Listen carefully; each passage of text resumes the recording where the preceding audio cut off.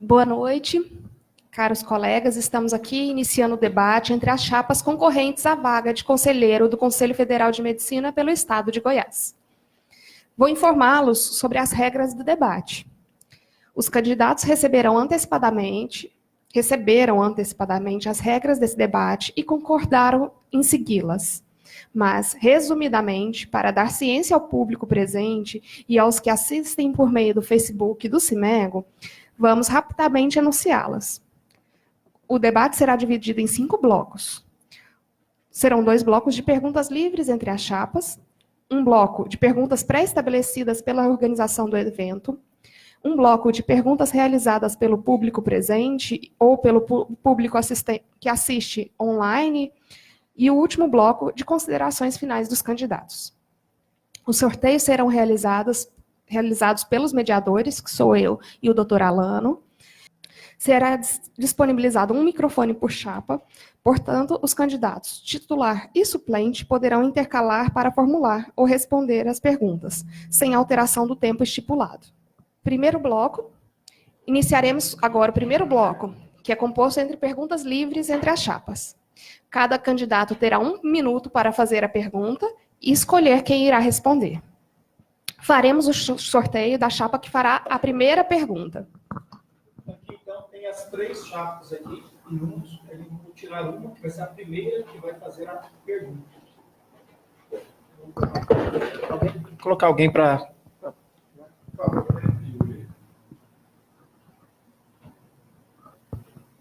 A chapa 3 vai fazer a primeira pergunta. A chapa 3 deve fazer a primeira pergunta e escolher a chapa que ele deseja que responda essa pergunta.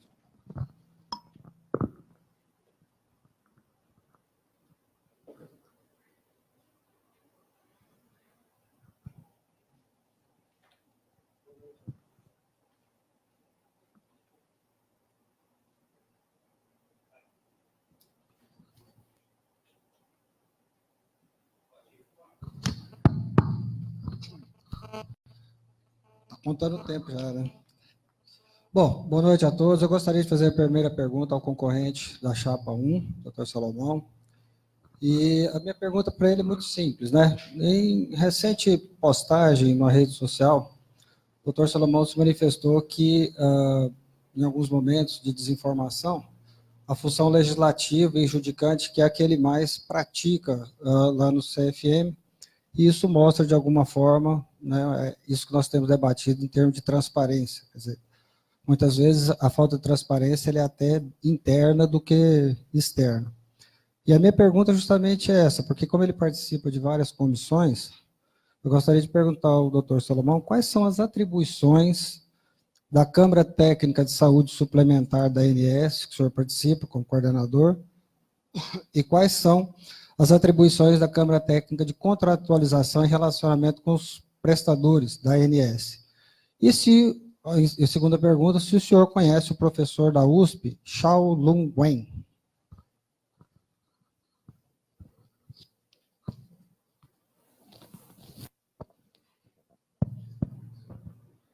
Boa noite a todos. Vamos começar pelo fim. Eu não o conheço, esse professor.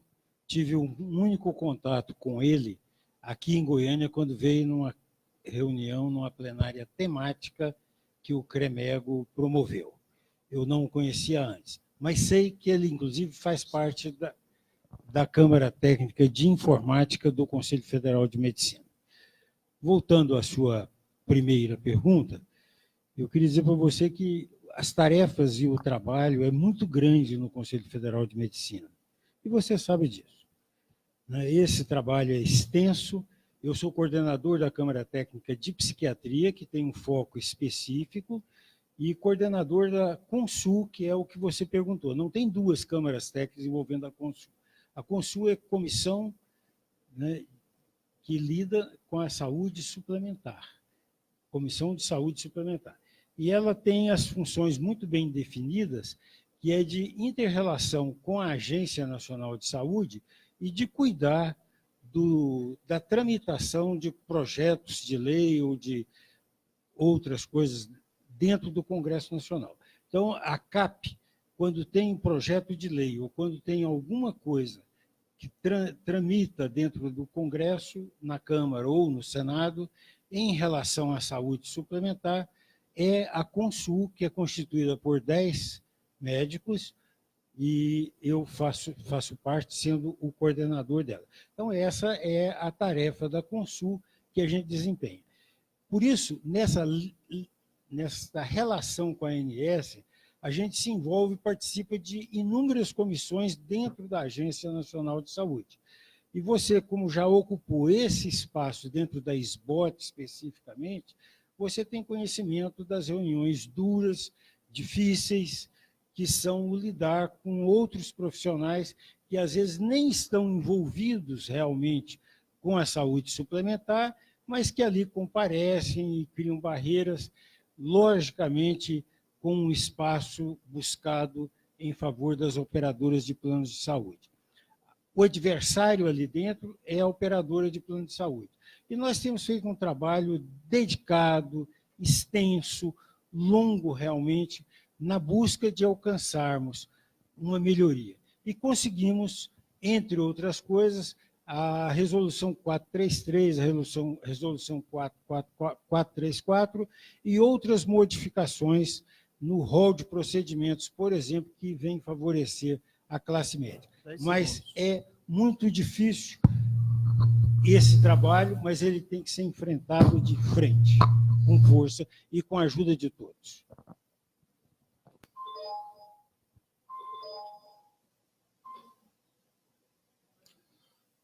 Ok. A pergunta ela se faz necessária porque esse professor Shaolun Wen, ele, na verdade, ele foi o grande garoto propaganda da resolução da telemedicina, porque ele viajou o país todo, inclusive esteve aqui em Goiânia na noite anterior em que a resolução foi revogada, e ele participou de uma plenária temática, que o senhor participou, e nessa plenária temática, o debate era sobre a resolução da telemedicina ética, eficiente e sustentável. Então, assim, mesmo com todas as entidades manifestando contra a resolução da medicina, ainda se tentou, por parte do Conselho, levar a ideia de que a resolução era extremamente sustentável, e isso foi trazido em parceria com o Conselho aqui para Goiânia, nessa plenária temática, no dia 21, uma noite antes da resolução ser revogada, e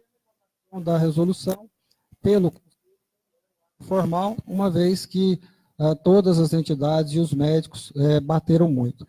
Esse senhor comparou a telemedicina a um banco, em que ele mesmo afirma que ele não vai mais em banco, hoje ele foi indicado, e que realmente os atendimentos sejam todos feitos sem a necessidade de procurar um médico, sem a necessidade de buscar a assistência médica adequada. E o concorrente, ele, por participar dessas câmaras, de alguma forma, ele esteve a resolução, tanto é que feito por ele e por unanimidade dentro do Conselho, foi de aprovação da resolução, que em torno de 20 dias ela foi revogada, sendo aí uma lástima para o Conselho. Estamos todos indignados com essa vergonha que foi essa resolução, e lutamos para uma resolução melhor, discutida e debatida com todos. Por isso, renovação e transparência.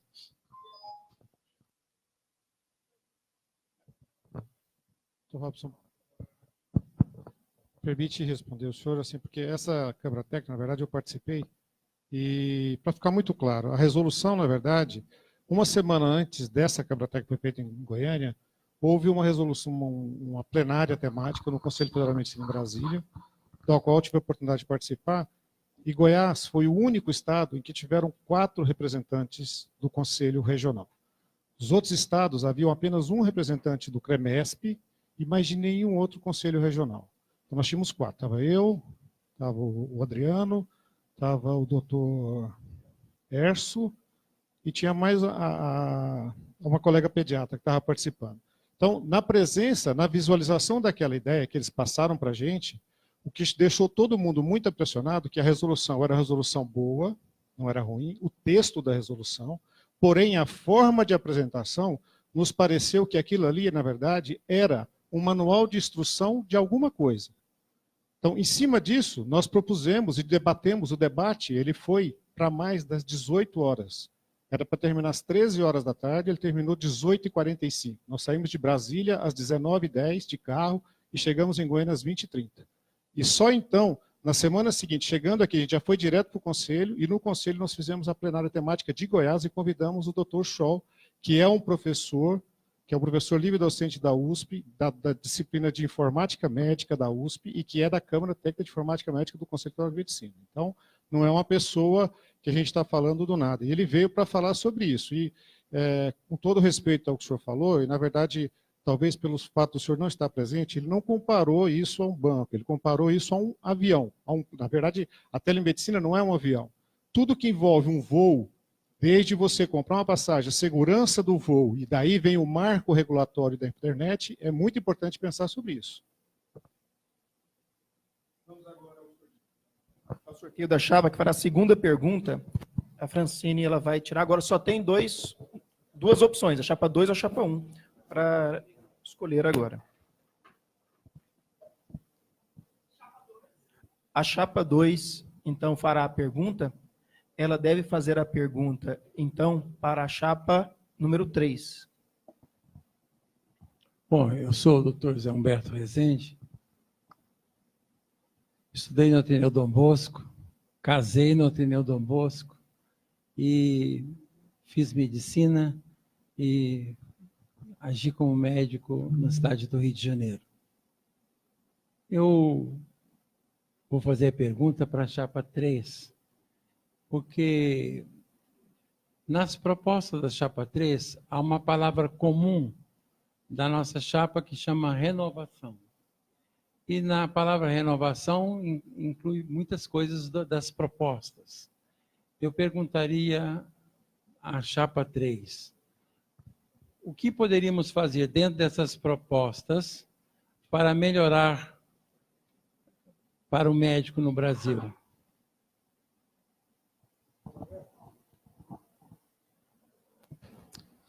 Olá. Bom, quero parabenizar o senhor pela pergunta, porque realmente essa é a pergunta do momento, né? Nós estamos vivendo uma situação no Brasil muito interessante. O Brasil mudou, nós tivemos várias alterações em vários níveis e variamento geral da classe médica. Hoje, você conversa com um médico mais jovem, ele não tem oportunidade no mercado de trabalho, ele está chateado com a invasão das novas escolas médicas, das inúmeras escolas médicas, ele está preocupado com a invasão dos médicos estrangeiros, que, principalmente nos anos, sido uma presença constante na imprensa, e todos estão preocupados. Ele está preocupado com a saúde dele, da residência médica. Nós temos aí um índice elevado de suicídio, depressão, em vários segmentos, hoje de aluno aqui mesmo, nós tivemos isso agora recentemente, e isso tem causado obrigado. Alô? E isso tem causado em todos esse descontentamento. Por isso é que nós, e aí o senhor disse muito bem, nós, né, estamos conclamando a todos os médicos a votarem pela renovação. O nosso interesse não é o passado, é o futuro. Todos nós, Goiás é um estado que foi muito feliz nessa eleição de ter candidatos aqui extremamente competentes em relação ao seu passado. Eu já participei de várias atividades, os colegas aqui também, mas isso hoje não é o foco, né? O foco é que nós fazemos uma renovação de verdade, não pela metade, uma renovação que seja compromissada, que possa levar a todos ao futuro dos meus filhos, ao futuro dos seus, ao futuro dos meus alunos, ao futuro dos alunos do Marcelo, para que eles possam realmente ter na nossa profissão, que é bela, que atende as pessoas, que salva a vida, uma necessidade de contentamento com a sua profissão.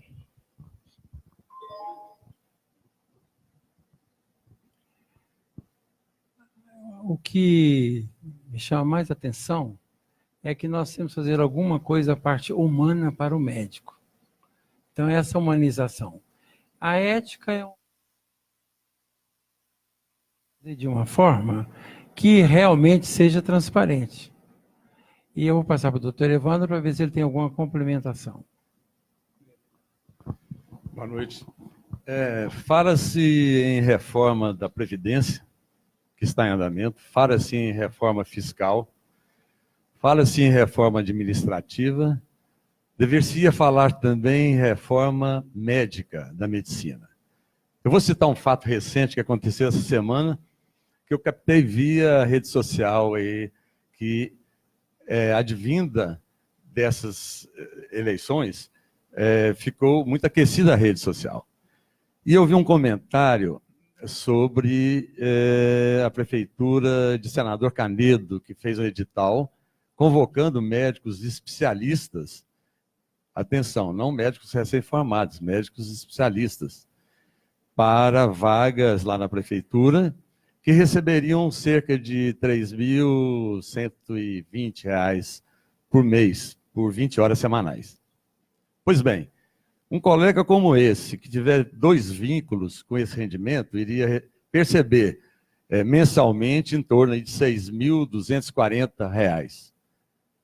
Imagine se o filho dele resolve fazer medicina numa faculdade particular, com um custo aí de em torno de 10 a 12 mil reais. O doutor Alano fez um trabalho muito bonito que eu assisti lá na rede social, mostrando que esse curso iria ficar em torno aí de R$ 1 milhão. Veja bem, tem coisa errada. Tem coisa errada. Como é que um médico que percebe R$ 6.200 por mês pode pagar a faculdade de um filho que vai ficar em R$ 10 mil por mês? Então temos que pensar muito nisso aí.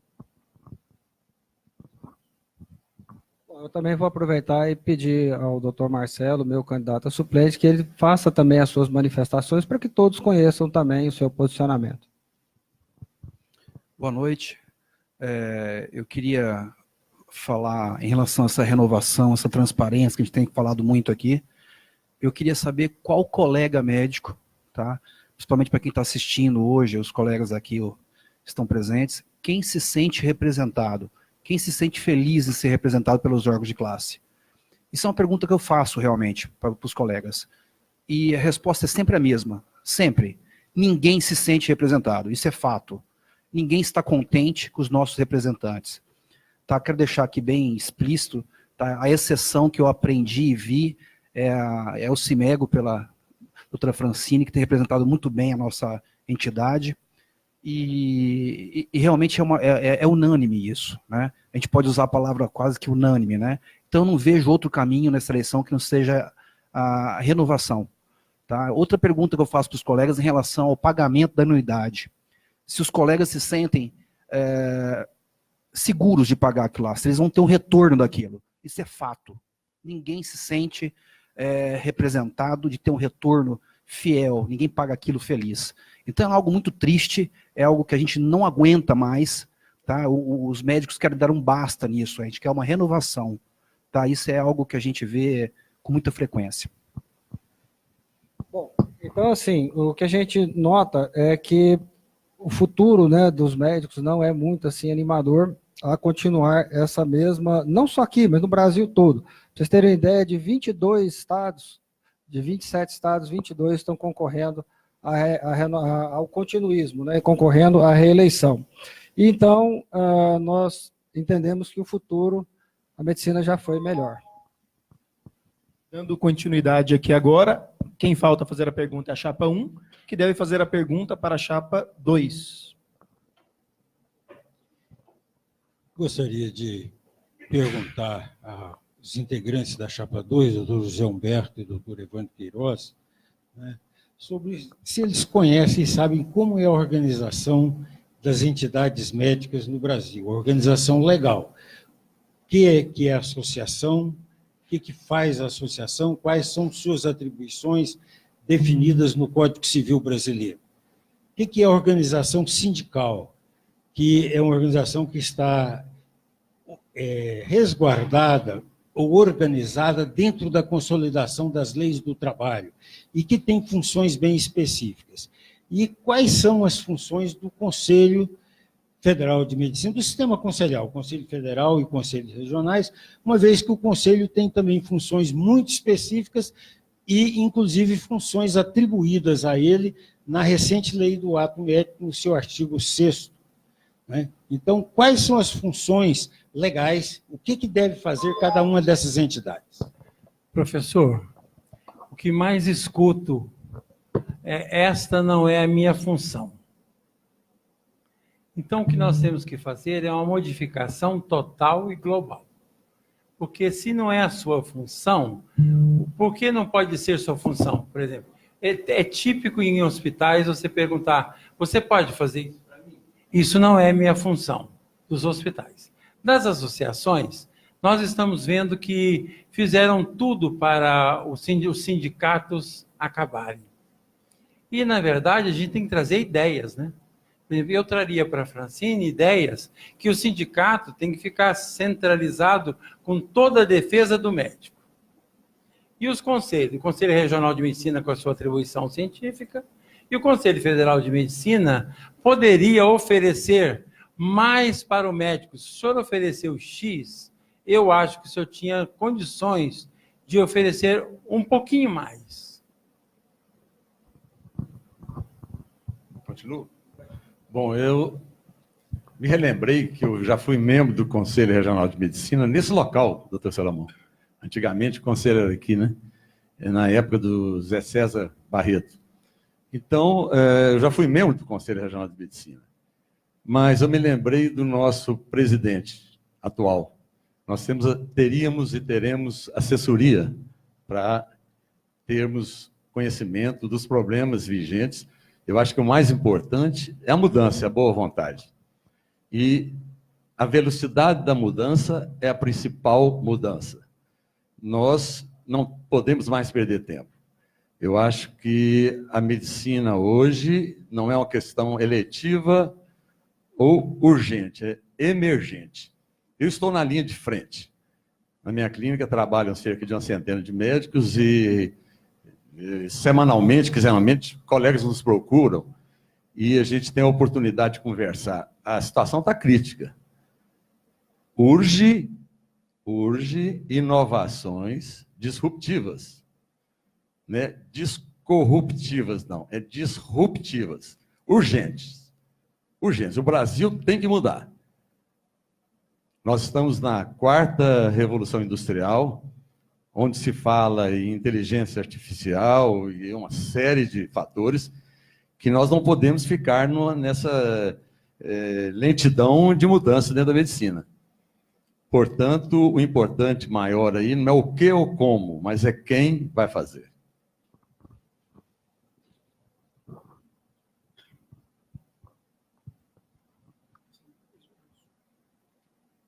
Não, tá voltando. Zera lá para mim, né? Só zerar para nós. Bem, essa questão é extremamente importante. Aqui em Goiás nós temos uma harmonia de ação entre as entidades que compõem esse sistema. Mas, principalmente, a instituição sindical ela está estabelecida dentro da CLT com todas as suas regras. E a principal função do sindicato é a defesa individual do médico. Mas a defesa coletiva também faz parte do trabalho do sindicato. E ele vai cuidar das relações trabalhistas, das questões salariais e tudo isso. A associação médica, ela está dentro do Código Civil e segue os seus preceitos. E é uma instituição associativista e que cuida da sua parte, da parte científica, principalmente, através das sociedades de especialidade, as regionais vinculadas à Associação Médica do Estado e as nacionais vinculadas à Associação Médica Brasileira diretamente. Então, a Associação Médica tem função importantíssima e também trabalha na área, apoiando o sindicato e trabalhando com o sindicato, procurando cuidar da defesa individual e da defesa coletiva do médico. O sistema conselhal começou com o Café Filho, em 1945, mas ele nos foi entregue efetivamente em 1957, com a edição da Lei 3.268, por Juscelino Kubitschek, que era médico, e que deu ao médico a possibilidade de ser julgado nos seus atos profissionais por seus pares. Então, essa foi a grande importância, o grande mote da Lei 3.268. E o Juscelino pretendeu ali também avançar na regulamentação da medicina, mas o legislador acabou colocando na justificativa que, por serem bastante conhecidos e de notório domínio popular, ele deixaria de elencar os atos privativos do médico. Isso nos trouxe alguns problemas. Querido professor, a chapa 2 jamais traria desarmonia entre entidades, porque a chapa inteligente, além de trazer harmonia, tem que trazer a modificação e dar a proposta para a modificação, e não a crítica. Eu passaria para o doutor Evandro, que tem um pouquinho para considerações. Eu gostaria de parabenizar a doutora Francine e todo o sindicato por ter promovido esse debate. Eu penso que a medicina goiana, ela se enriqueceu muito com esse debate. Nós precisamos de nos reunir, mas independente do resultado dessas eleições, independente disso, eu sinto que uma união muito forte está nascendo pelos contatos que a gente tem feito e pela necessidade de sobrevivência da nossa categoria. Já está passando da hora isso. Então, a união da categoria tem que ser realizada, e o mais breve possível. Do ponto de vista projetos, já que o professor falou tanto no sindicato, o sindicato poderia ter uma bandeira nova, ou um foco novo. Ou seja, toda essa parte jurídica que envolve médico, o sindicato poderia mesmo ficar com essa parte. Concordo com ele e acrescento, né? Para que o médico tivesse tranquilidade de não sofrer processos, ou queixos, ou calúnias, e ninguém pudesse defendê-lo. O médico, como o doutor Evandro disse, ele tem urgência urgentíssima de que alguém cuide dele, né? Eu acho que podemos começar trocando nomes. Eu não gostaria de ser jubilado. Pode ser emérito. Eu não gostaria que as sessões fossem delegacia. Podem ser sucursais. Muito obrigado. Finalizamos a primeira etapa e iniciaremos agora o segundo bloco, que é composto de perguntas pré-estabelecidas pela organização do evento. Segundo bloco. Nesse segundo bloco, a chapa responderá a 2 perguntas pré-estabelecidas pela organização. Realizaremos o sorteio da pergunta e, em seguida, o sorteio da chapa que irá responder.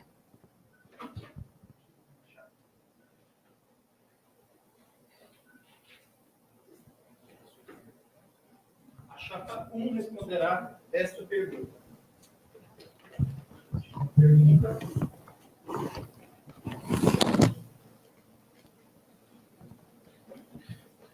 Agora, a pergunta sorteada que vai para a chapa 1.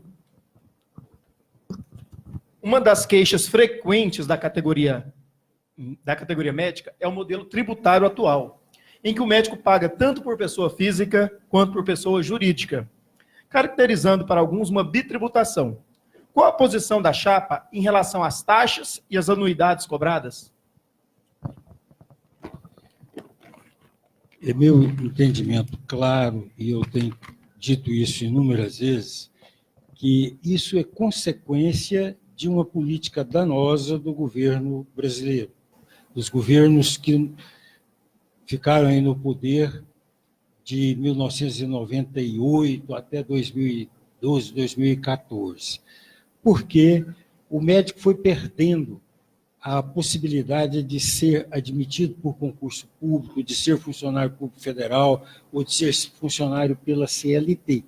Na medida que ele perdeu essa condição, foi sendo precarizado o trabalho do médico. E observamos que isso não está acontecendo só no Brasil, está acontecendo no mundo todo. E não só em relação ao trabalho médico, mas existe uma desvalorização e uma agressão ao trabalho das pessoas em todo o mundo. Então, nessa questão da precarização, o que ocorreu? As empresas particulares e as prefeituras, as secretarias municipais de saúde, empurraram o médico para trabalhar como pessoa jurídica. Então, daí o médico precisava ter uma segunda inscrição no conselho, com a inscrição individual de pessoa jurídica. Isso começou a ser cobrado e hoje, o ano passado, essa anuidade foi cobrada de 20% desses profissionais, que eram aqueles que tinham outras funções. Hoje já é assim, quem é pessoa jurídica individual e que essa empresa é utilizada apenas para receber os seus honorários, ele não paga ou paga apenas 20% desse valor. A nossa chapa defende e vamos lutar, levar ao CFM a ideia de que quando a pessoa jurídica é individual e tem a finalidade do faturamento do médico, ele não deve pagar uma nova anuidade. A sua anuidade como pessoa física deve ser e é suficiente para isso. Então, essa questão ela está imbricada nas relações de trabalho como um todo, e o médico está sofrendo de uma forma muito veemente, muito forte, né? Ele está sendo empurrado para uma relação de trabalho precaríssima, mais do que precária, porque ele não tem segurança nenhuma, ele não recebe salários suficientes, ele não tem 13º salário, ele não tem férias remuneradas, ele não tem licença para tratamento de saúde remunerada. E esse papel é principalmente do sindicato? Mas compete a nós, das outras entidades também, estarmos junto do sindicato, como fazemos nas reuniões do CEMEG, de procurar encontrar os caminhos para solucionar. É um problema brasileiro gravíssimo, de difícil solução, entretanto, há o entendimento tido na reforma da Previdência de que, mesmo como pessoa jurídica, deve ser paga a Previdência, Vamos fazer agora o sorteio da segunda chapa que vai fazer a pergunta, é a chapa 2. E vamos sortear a pergunta da chapa 2.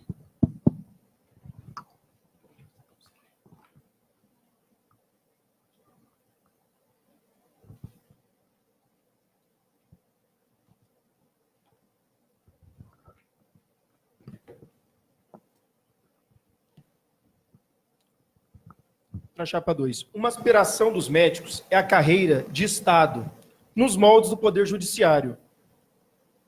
A chapa concorda com isso e como pretende intervir? Você perguntando, a gente lembra que a mentira e a verdade pularam na piscina. E dentro da piscina saiu primeiro a mentira. E aí ela vestiu a roupa da verdade. Mais ou menos isso. E a roupa da verdade está no corpo da mentira. Para você entender, é que não adianta ter propostas e lutar em vão. Acho que temos que ter a renovação do pensamento. Eu tenho um pensamento assim.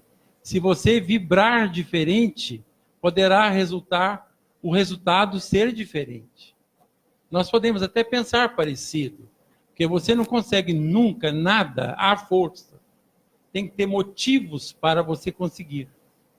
Para você conseguir, através de motivos, você tem que plantar. Quem plantar abacate vai colher abacate.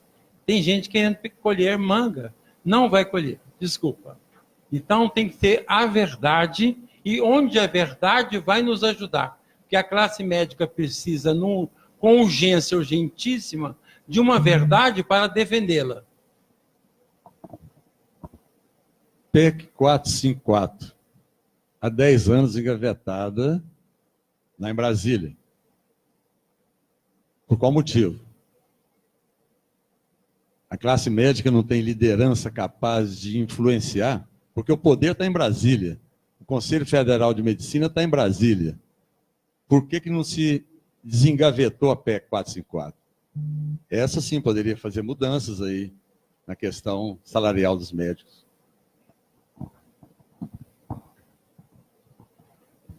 Mais ainda, porque o que você precisa é de resultado. A PEC, o doutor Salomão pode responder corretamente. Ela ficou em 2011 numa gaveta, 2013 passou de uma gaveta para outra gaveta, e agora pensa-se em retirar da gaveta. Mas a pergunta veio para a chapa 2, que não estava ainda envolvida nisso. Mas o que estranha, doutor Evandro, é porque essa demora de 10 anos para retirar a PEC para funcionar 10 anos depois. Nós podemos fazer a mesma coisa, mais rápido ou melhor, não sei. A categoria médica, eu sinto hoje que nós não temos lideranças, pelo menos no estado de Goiás. Por exemplo, o meu amigo Ronaldo Caiado, médico, eu o vejo como um líder ruralista. Eu tenho meu braço rural e eu o vejo como um líder ruralista, eu não vejo ele como um líder médico. O que ocorre? O político...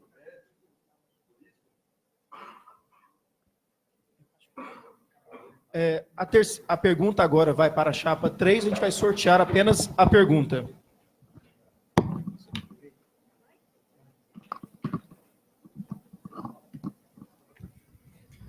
Pergunta para a chapa 3.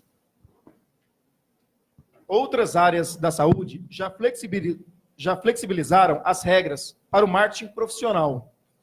Qual a proposta da chapa para o marketing médico? Olha, eu acho que essa talvez seja a pergunta mais importante que a gente poderia responder aqui nesse debate. Eu tenho dito aí com frequência que é urgente, nós temos que trazer o Conselho Federal de Medicina para o século XXI. O Conselho está ultrapassado, a resolução é antiga e não tem atendido às novas normas, aos novos anseios dos médicos. Essa resolução ela precisa ser estudada, ela tem que ser flexibilizada urgentemente. Nós não podemos entender que um odontólogo pode fazer lá a divulgação de seus procedimentos dentro da ética considerada por eles e que nós não podemos. Nós temos, assim, alguns profissionais corretíssimos dentro da ética e que não pode modificar, não pode mostrar o seu valor, o seu trabalho da forma como ele é feito. Então, essa necessidade de trazer o Conselho Federal para o século XXI acompanha o que nós estamos fazendo em termos de renovação, em termos de mostrar para a população aquele médico que trabalha corretamente, que tem o seu potencial de divulgação e marca. Hoje, nós temos visto que a medicina mudou muito. A medicina mudou mais nesses últimos 20 anos do que nos últimos séculos. E as pessoas que estão hoje no Conselho, elas ainda pensam da mesma forma como antigamente, proibindo o médico de mostrar isso. Com isso, o médico está perdendo o mercado de trabalho. Ele está perdendo o mercado de trabalho para outras profissões e isso tem sido muito ruim para nós, médicos. Então, se faz urgente que essa resolução seja flexibilizada, que as normas e as regras da publicidade médica possam trazer para o médico novos modelos de publicidade dentro do que prevê o Código de Ética Médica hoje, inclusive. Mas nós temos que fazer isso com muita tranquilidade para que nós tenhamos um ganho melhor, evitando a concorrência desleal, inclusive. Então, talvez hoje a grande proposta nossa da Chapa 3, dentro do Conselho Federal de Medicina, seja a flexibilização da publicidade médica. O fato é um só. O CFM está sendo omisso a esse detalhe, esse tema, tá? Está sendo omisso no que está acontecendo. Tanto do ponto de vista como atualizar as mídias sociais dentro do mundo atual, e especialidades como a cirurgia plástica, otorrino, oftalmo, endocrinologia e várias outras áreas, a ginecologia com as doulas, e todas as outras áreas. O CFM não atualizou esse mundo atual, essa revolução que está acontecendo hoje em dia. E tem coisa pior. As sociedades estão lutando sozinhas, as sociedades estão lutando sozinhas com os embates jurídicos contra essas outras profissões. O CFM não está ajudando. Fato. Agora, a segunda rodada de perguntas para as chapas, vai ser sorteado a chapa que faz essa pergunta. Chapa 3 vai responder uma nova pergunta.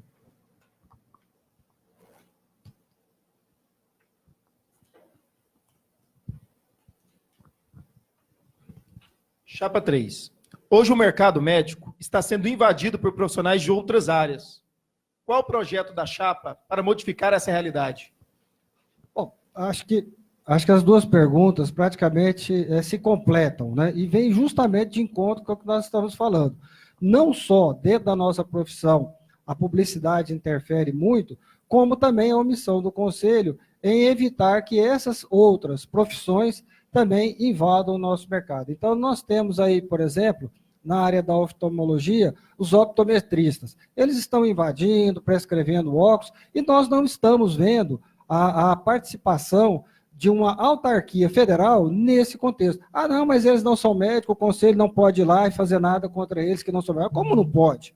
Claro que pode. Ué. É uma autarquia federal, chama a polícia, vai lá, impede essas pessoas de estarem exercendo a sua profissão e tomando o espaço que é do médico. Então, isso não pode acontecer, nós somos terminantemente contra essa invasão e vamos fazer de tudo dentro do Conselho para que isso, para que essa rotina que tem se tornado ao longo desses últimos 5 anos, que isso acabe de forma muito objetiva. Nós temos a questão das doulas que estão aí fazendo parte, nós temos a questão na área da ortopedia, dos técnicos de imobilização, enfim, nós temos na área da plástica. Recentemente, nós somos notícia no jornal com a biomédica que fez uma bioplastia e o paciente morreu. É isso que nós queremos para os nossos pacientes?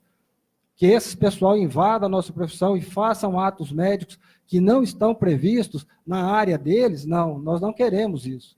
Alguns odontólogos fazendo procedimentos estéticos. Então, assim, essa é um ponto forte nosso. As duas perguntas, né, nós somos muito felizes de coincidir, porque realmente é o eixo norteador nosso. Não permitir que essas outras profissões invadam a nossa profissão. Nós não podemos deixar isso. Quer complementar, Marcelo? Reforçando a palavra, guardem bem essa palavra, é omissão. É isso que o Conselho Federal de Medicina está fazendo com todos os médicos do Brasil. Não tem outra palavra que explique melhor o que está acontecendo. Tá? As especialidades estão sofrendo, o problema econômico é uma realidade e está piorando cada dia mais. Algo que tem que ser feito, né, em termos de propostas, eu acho que é importante falar de propostas aqui. Tá? O CFM precisa de um jurídico forte, de um jurídico que dê as mãos para as sociedades de especialidades e ajude nesse embate jurídico. As sociedades estão entrando nesse problema sozinhas. A Associação Médica do Brasil está ajudando as especialidades. Eu falo isso pela Sociedade Brasileira de Cirurgia Plástica. Conversei atualmente, essa semana agora, com o secretário da Sociedade Brasileira de Cirurgia Plástica, e o pessoal concordou, eles confirmaram esse detalhe, que eles estão sozinhos nesse embate. Então, exatamente, nós queremos representar os médicos, e isso inclui todas as especialidades. Tá? Isso é um fato, uma missão muito grave. Vamos sortear agora a pergunta para a chapa 2. Vamos sortear a pergunta.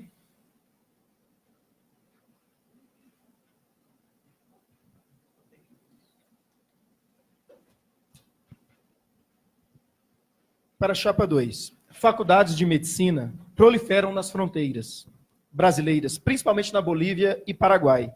Tal fato gera anseio dentre os médicos sobre a forma como o mercado irá abarcar tantos formandos. Qual o modelo de revalida que a chapa defende e como fará para implantá-lo? Muito parecido, o pensamento é muito parecido, ou seja, o médico, o que a gente responde quando eu era jovem, era assim, ele não passou no vestibular, ele procura algum lugar para ele fazer medicina. Isso era assim, falado assim. Aí ia para a Bolívia, para a Argentina, e agora não vai ser mais negócio, porque a partir de 2023, o estado de Goiás vai lançar 1.800 médicos no mercado. E hoje eu vi um comentário que nós não estamos precisando mais de especialistas. O que você vai fazer com o médico formado? O que o CRM vai fazer com o médico formado? Não vai dar título de especialista porque não precisamos? Ou temos que arrumar uma solução porque precisamos arrumar essa solução? O pai gastou 1 milhão, que foi dito aqui, para formar o filho. E ele vai trabalhar na clínica do Dr. Evandro. A primeira coisa que o Dr. Evandro pergunta é: onde está seu título especialista? Deixa lá na secretaria. Nós temos um problema.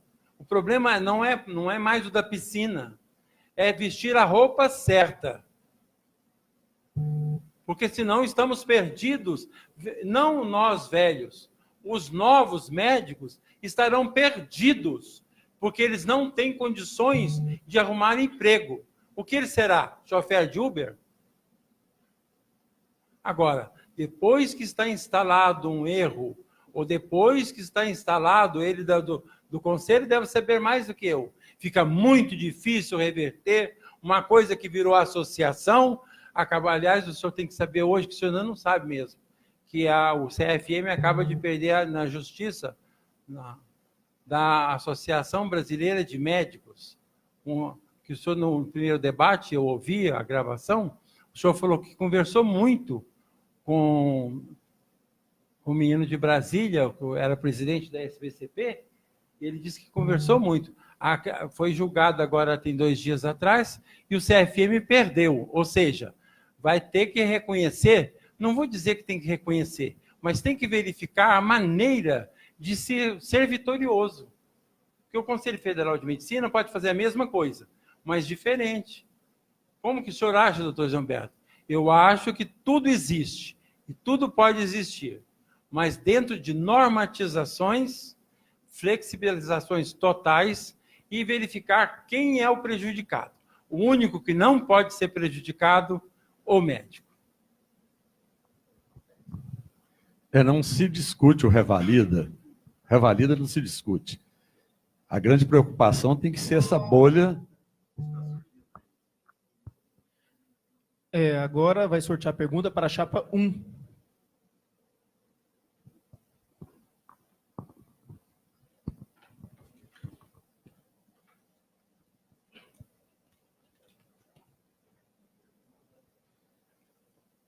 Chapa 1.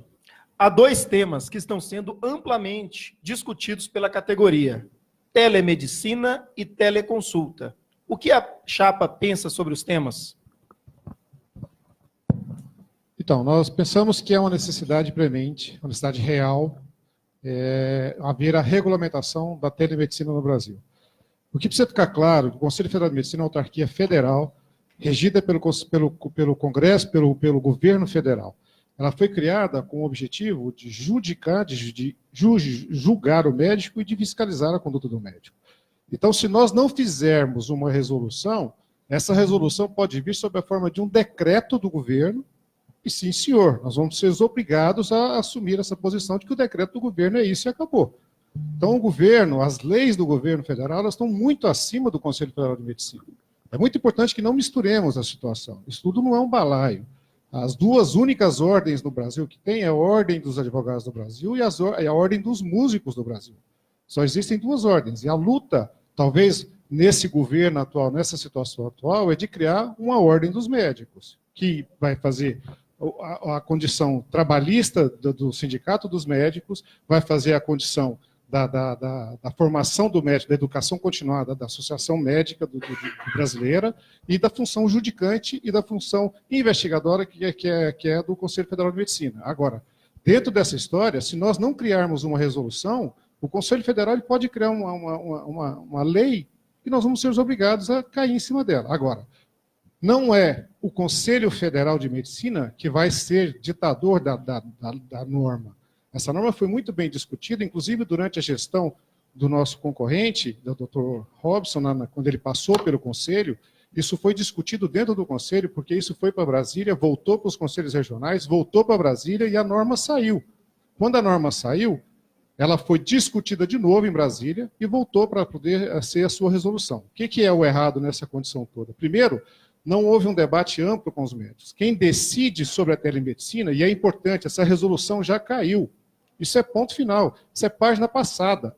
Isso é coisa do passado, não tem mais isso. Então, se a resolução já acabou, não tem mais, nós precisamos de uma nova resolução. E eu não sei se os senhores sabem, mas a resolução foi revogada e foi dado 120 dias para que mandassem propostas para o Conselho Federal de Medicina, a todos os médicos do Brasil, para que pudesse fazer essa modificação. E nós, do Conselho Regional de Medicina, junto com a Câmara Técnica de Telemedicina, mandamos essas modificações, e uma delas que a telemedicina fique dentro do Conselho Federal de Medicina. Que não se ceda isso a uma entidade de classe que seja, a uma instituição de ensino, ou a um hospital, ou o que quer que seja. A telemedicina, ela é dos médicos, e cabe aos médicos dar a sua resolução. Então, a resolução do Conselho da Telemedicina, ela deve ser feita pelos médicos. Isso é muito importante. Então, a resolução da telemedicina, eu vou repetir, ela deve ser feita pelos médicos, e assim será. Finalizamos agora o segundo bloco. Nesse momento, o secretário recolherá as inscrições dos interessados em participar do sorteio para questionar os candidatos no quarto bloco. Para ser válida, a inscrição deverá ser preenchida com o nome e CRM. Solicitamos também, quem estiver na live, por favor, faça perguntas para os nossos candidatos. Vamos direto, que já está bem extenso. O que vocês acham?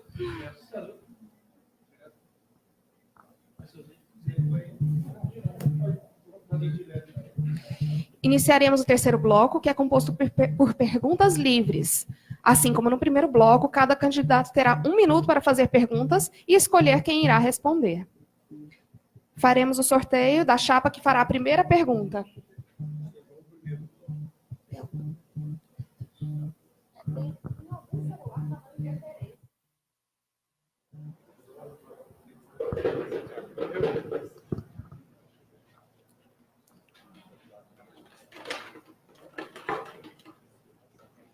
A chapa 2 fará a primeira pergunta.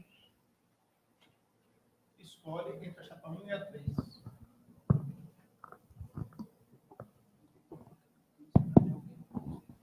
A pergunta, a chapa 3.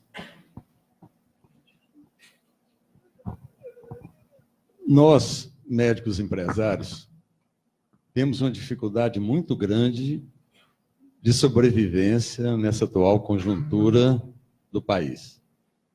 O que o Conselho Federal de Medicina poderia nos ajudar para que nós pudéssemos não apenas montarmos a nossa empresa, mas sobrevivermos?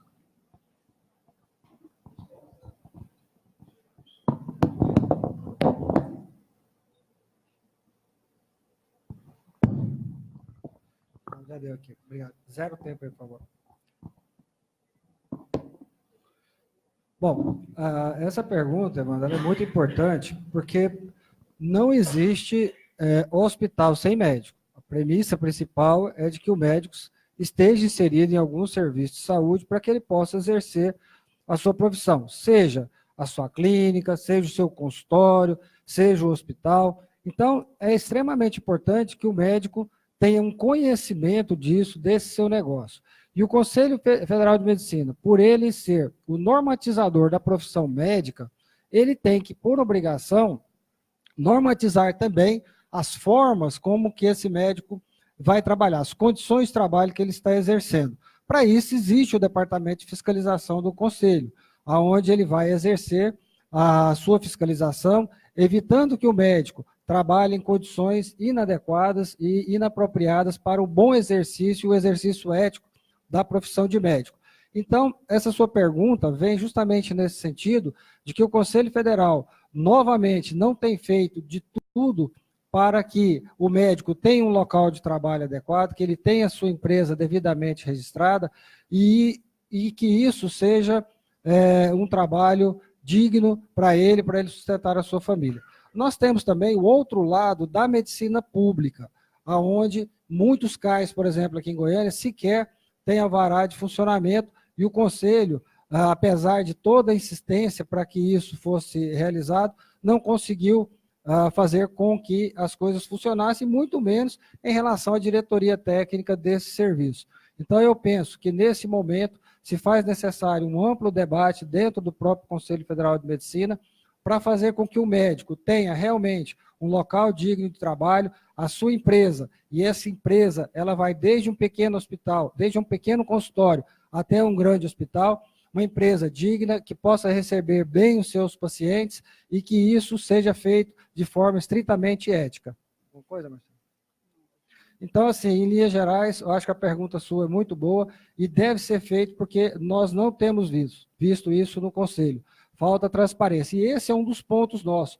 Eu acho que o Conselho tem que otimizar melhor os seus gastos para que ele possa voltar os recursos em prol do médico, em prol do serviço do médico. Se o Conselho Federal não melhorar a forma como ele tem utilizado os seus recursos, isso pode causar também uma grande dificuldade no trabalho do médico. Por isso que nós falamos que o foco é o médico. Todo o esforço do Conselho tem que ser voltado para o médico e para aquilo que ele faz, que é a medicina ética, a medicina com compromisso com seus pacientes. E isso se faz de forma no debate. Por isso, nós esperamos que a grande maioria do Conselho seja realmente renovada para que esses objetivos possam ser atingidos.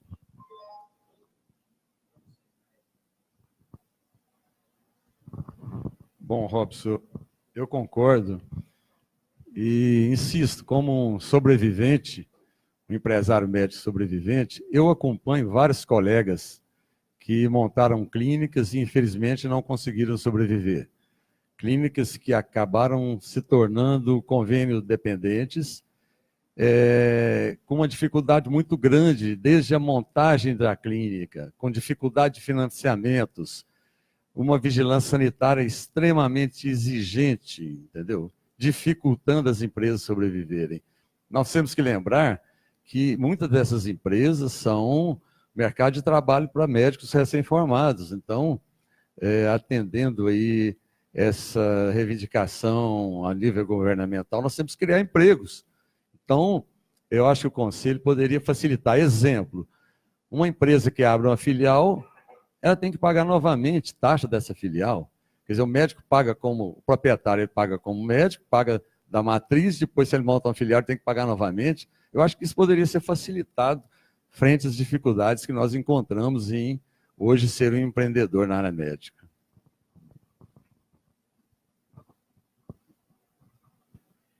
A ideia do Evandro, eu vou colocar aqui, que era facilitar para o médico empreendedor financiamentos através ou do BNDES ou de um banco para aquisição de aparelhagem. Os aparelhos são muito caros e às vezes o médico passou a vida toda ganhando aquele dinheiro, vai ter que comprar um aparelho, uma ressonância e volta tudo a estaca zero, que ele não, tudo que ele guardou ele tem que guardar para pagar a ressonância. Então, que tal propormos que bancos privados ou o próprio BNDES, que é governamental, emprestasse o dinheiro para aquisição de aparelhagem?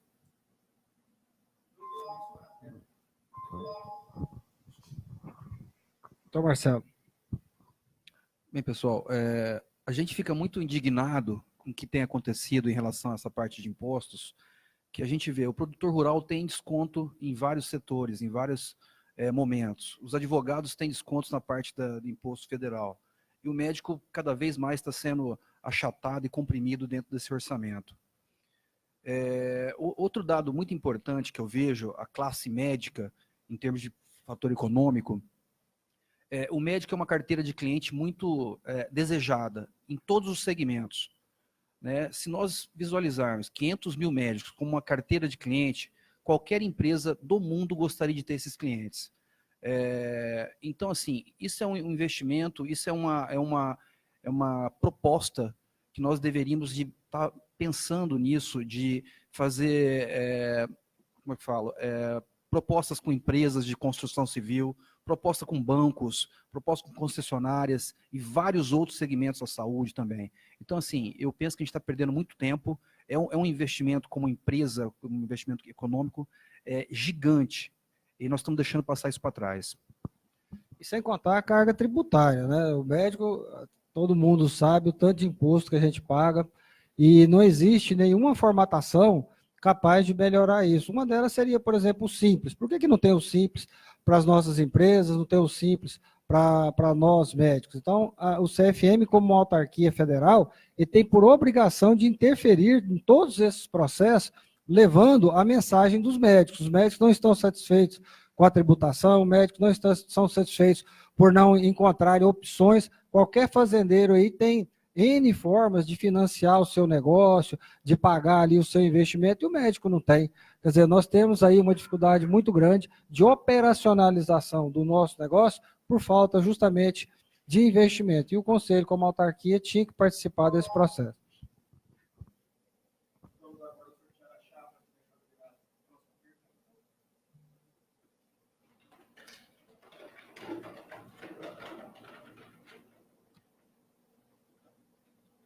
Chapa 3 vai fazer a pergunta. Pode escolher a chapa 2 ou 1, né?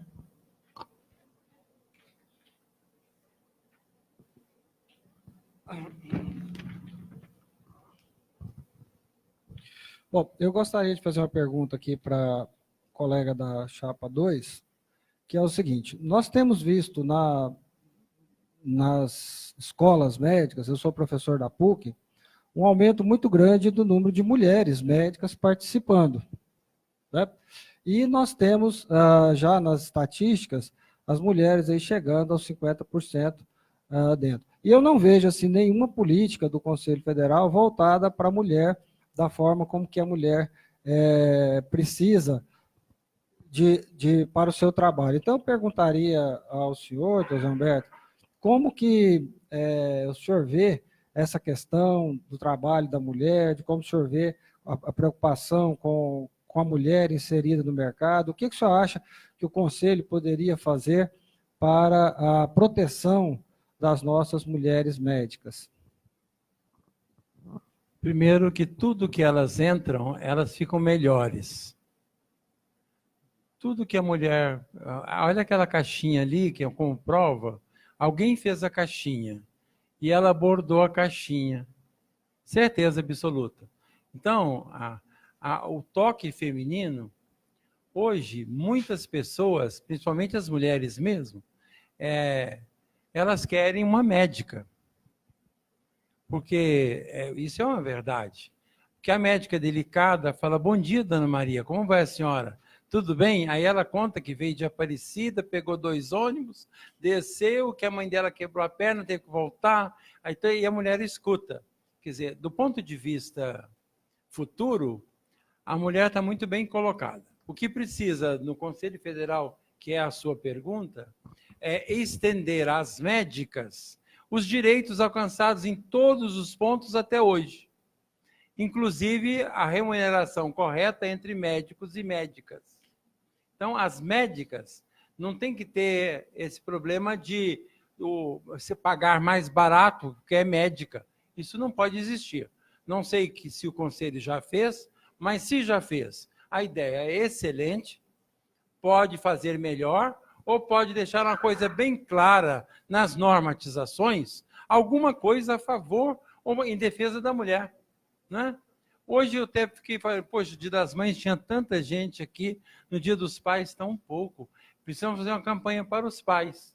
Mas a pergunta veio para a mulher. Agora, tudo que fazem, fazem muito bem, porque ela tem um estrogênio que nós não temos, independente de sexo, que é o estrogênio. Então, a caixinha é a prova, que ela caprichou na caixinha e a caixinha está pronta para fazer um sorteio. Ficou mais bonito? Deve ter ficado na filmagem. Então, eu quero pedir ao doutor Evandro para completar a resposta. Hoje as mulheres, as faculdades de medicina, as mulheres já são maioria. Na nossa clínica é mais ou menos 50%. Mas é muito importante isso mesmo. Eu acho que as mulheres, por ser um ser mais frágil, embora hoje a gente assiste muito mulheres cabeças de casal, mas eu acho que o CFM poderia, às vezes, procurar alguma alternativa para melhorar a situação das médicas, né? E nas faculdades de medicina, que é o foco da pergunta, eu tive turmas de 9 mulheres e nenhum homem. Então, é difícil de explicar o motivo que elas estão querendo fazer medicina.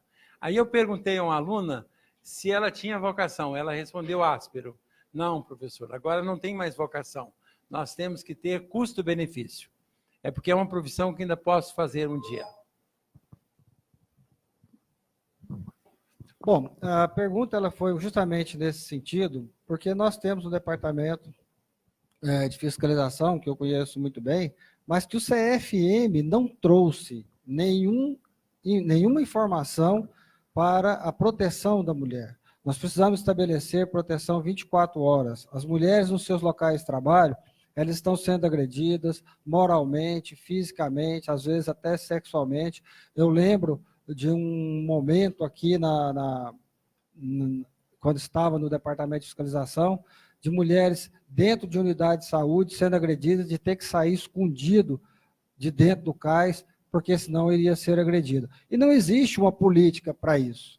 Não existe uma política que possa dizer a essa mulher aonde ela tem que ligar se caso ela for violentada. Não existe um canal de comunicação para que ela possa reclamar e dizer que está violentada. O Conselho aqui de Goiânia tem a ouvidoria, mas o CFM não tem. O CFM não recebe essas denúncias e não tem a capacidade de intervir dentro das suas resoluções sobre normas para a defesa da mulher. E é isso que nós estamos propondo. Condições de trabalho dignas para as mulheres, para que elas possam trabalhar com segurança, trabalhar dentro daquilo que elas sabem fazer de melhor, como o candidato da Chapa 2 disse, com a sua humanidade, com o seu atendimento a essas pessoas que tanto necessitam. Então, nós precisamos desenvolver dentro do próprio Conselho as políticas de segurança, canais de comunicação, informação para essas mulheres, no sentido de encontrar, inclusive, a polícia quando elas forem, de alguma forma, agredidas, porque ninguém fala isso, porque muitas vezes as unidades de saúde, nem diretor técnico médico possuem para fazer com que as mulheres sejam realmente defendidas. Então, fica aqui a nossa proposta de defesa integral do trabalho das mulheres. Chapa 2 tem 2 minutos de tréplica.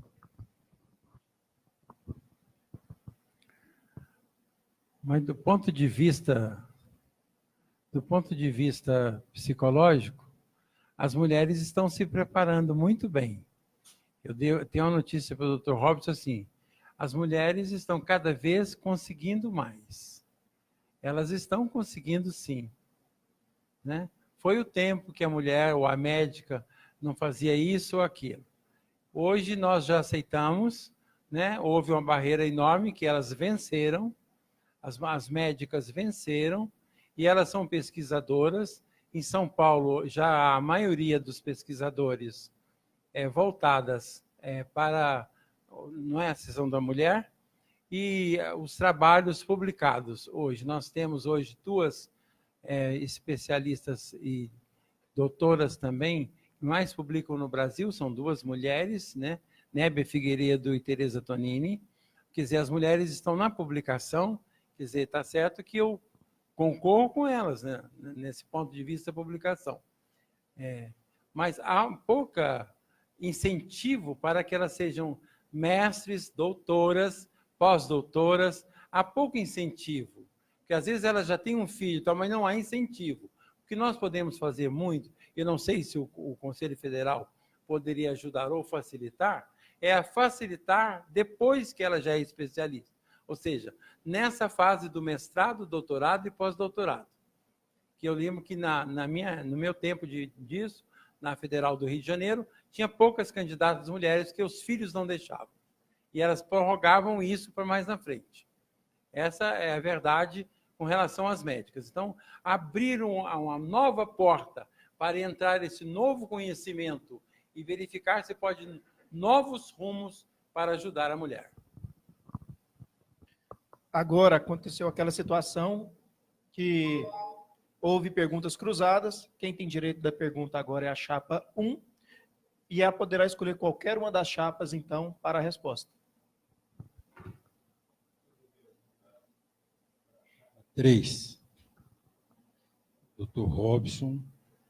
Dr. Robson, no seu material de campanha, você apresenta, né, como conselheiro do CREMEGO por 15 anos consecutivos. Está no seu currículo. E, além de ter ocupado inúmeras outras funções em instituições de especialidade, na SBOT Brasil, na Associação dos Hospitais, instituições associativas médicas e outros, Unimed e tantas outras. Teve aí um longo tempo de trabalho. E ocupou também funções junto ao poder público, na vigilância sanitária, foi titular da Secretaria de Assistência Social. Eu queria fazer para o senhor sobre isso 2 perguntas. Primeira, quando é que o senhor esteve a primeira vez ocupando uma função em uma instituição médica, em uma entidade médica, como um todo? E segundo, quais são as realizações em favor da classe médica que tiveram a sua participação direta ao longo desse trabalho? Quais são os resultados que o senhor poderia mostrar para a gente aqui, listar, né, como resultado de sua atividade nessas instituições? Bom, doutor Samuel, acho que essa talvez seja a pergunta que eu realmente esperava que o senhor fizesse, porque da mesma forma como eu participo há muito tempo do meio médico, e isso mostra a minha experiência, e muitas das minhas andanças estive aí ao seu lado. E o que a gente vê hoje é a mesma coisa que o senhor coloca na sua proposta, que o senhor também participou em muitas atividades médicas. Então, eu estive participando da SBOT, andei o Brasil inteiro, levando todas aquelas ideias da CBHPM, do ato médico, enfim, de tudo isso para todos. Mas o que eu observo agora é isso, que nós aqui não estamos aqui para discutir o passado, o que fez, o que não fez. Nós estamos aqui para discutir o futuro. O que nós podemos fazer daqui para frente?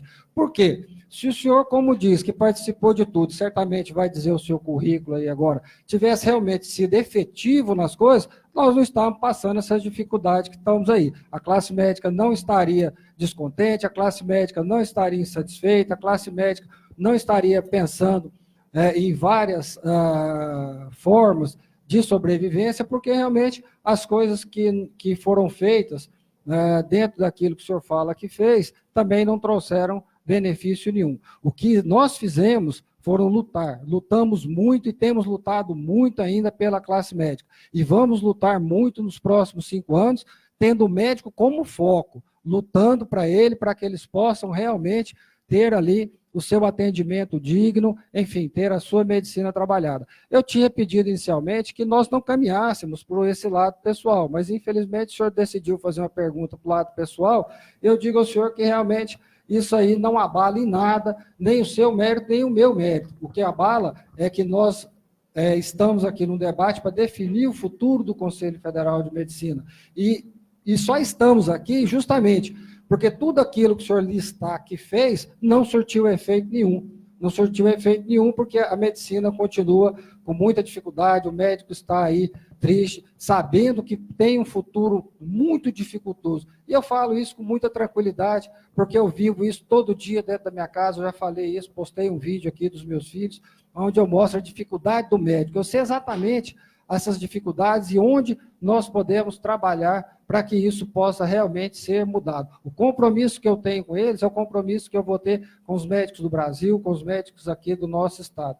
Então, essa é a grande vantagem dessa eleição em Goiás. Nós temos candidatos que realmente fizeram alguma coisa no passado, mas isso não está em jogo agora. O que está em jogo agora é o futuro. Como que nós vamos fazer para que isso aconteça de forma adequada? Por isso é que nós temos que pensar realmente e não votar nesse passado, nós temos que votar para o futuro, porque esse passado, conforme o colega disse também nas suas plataformas, não surgiu efeito nenhum nisso. E eu não fui presidente do Conselho Regional de Medicina nenhuma vez aqui em Goiás. O Robson ocupou várias diretorias, mas eu queria começar dizendo, Robson, que a pergunta não é pessoal, ela diz respeito a você como líder classista, não diz respeito a você como pessoa, não vai na sua intimidade, de forma nenhuma, então não é pessoal. Imagine se nós não tivéssemos desenvolvido esse trabalho, e você participou de muita coisa que eu fiz, que eu liderei, você esteve em Brasília conosco várias vezes, e é testemunha desse trabalho. Se nós não tivéssemos a lei do ato médico hoje, como é que nós estaríamos? E quem estava lá tirando as castanhas do fogo? Quem estava lá botando o guiso no pescoço da onça? Essa que é a questão.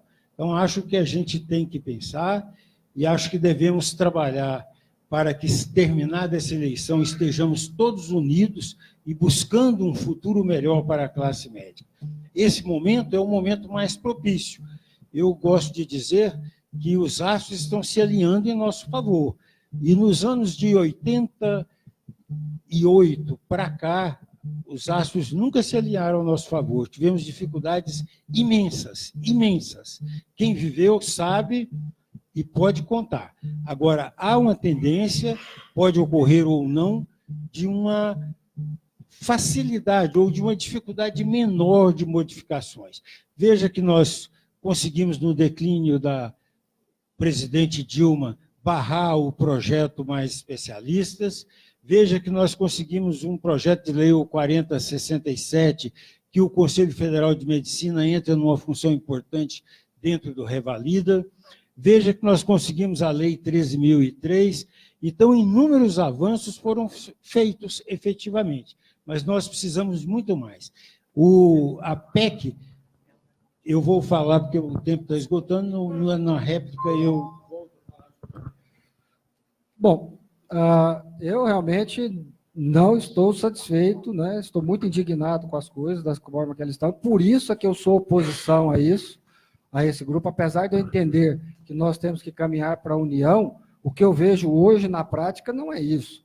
Eu tenho recebido, doutor Salomão, inúmeras ligações de pessoas que estão aí oprimidas, que não podem nem se manifestar direito, com medo daquilo que pode acontecer com ele no futuro, se manifestar o voto público para a nossa chapa 3. Então, o que nós estamos querendo agora é fazer uma mudança de paradigma nessa forma de fazer política, de unir a classe médica, para ofertar oportunidades a todos aqueles que estão aí querendo participar do contexto e não podem participar. E eu fico muito satisfeito de poder ter saído, nesse momento agora, do Conselho e não estar participando, justamente por isso, porque eu acho que nós temos que ter a nossa individualidade, nós temos que ter o nosso posicionamento, para que nós possamos fazer uma construção melhor de tudo que está aí, que estamos vivendo nesse momento. Nós teremos agora, recentemente, eleições para a Unimed, que isso aí é uma outra novela, mas agora, no Conselho Federal, eu creio que o que o médico espera da gente é um futuro melhor. O que o médico espera da gente é que nós possamos trabalhar unidos,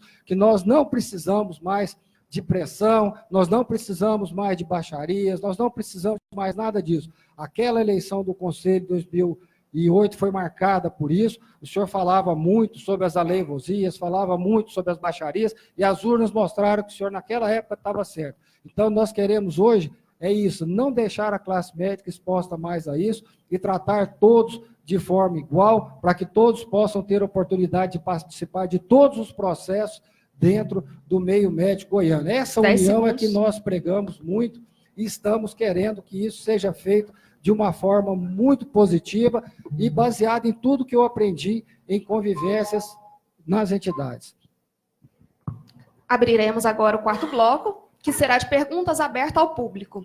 Serão sorteadas 3 perguntas dos médicos presentes aqui no CIMEGO e serão sorteadas 3 perguntas enviadas pelos médicos que estão assistindo ao vivo pelo Facebook do CIMEGO, totalizando 6 perguntas, sendo 2 para cada chapa. Observação: a pergunta não poderá ser direcionada, visto que, após a realização da pergunta, faremos o sorteio de qual chapa irá respondê-la.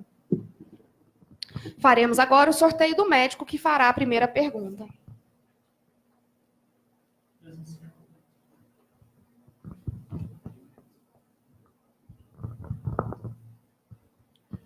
Doutora Jeane Hércules.